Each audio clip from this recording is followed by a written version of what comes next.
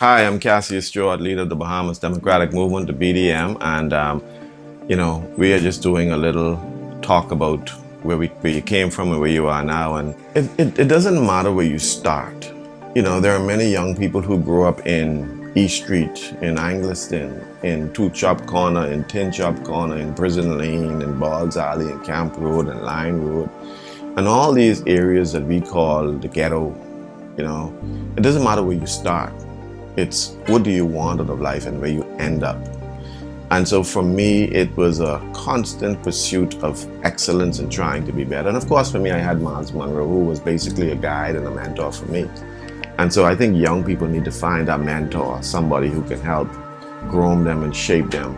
And that's one of the responsibilities, I think, me as somebody who is much older now, we have to reach back into these communities and talk to the younger men and say, listen, you can be more than they're telling you can be. And so, because in these communities is littered with great potential and people who have profound purposes, but unless they're able to find somebody who can steer them in the right direction, they won't ever realize their potential and their purpose. And so I remember having a conversation with the former Governor General, Sir Folks, and he asked me a question. He asked me, where did we go wrong? I said, and I told him, I said, I think you all didn't reach back up to help us out.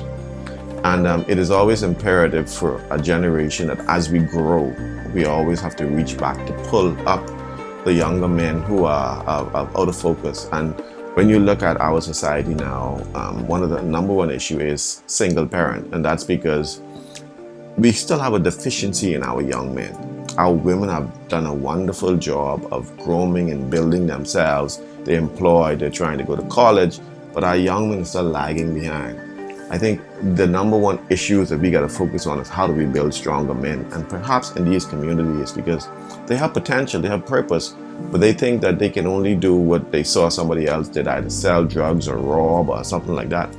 But we got to show them the way, because nothing they have experienced that I have not experienced, nothing they are doing now that I haven't done already.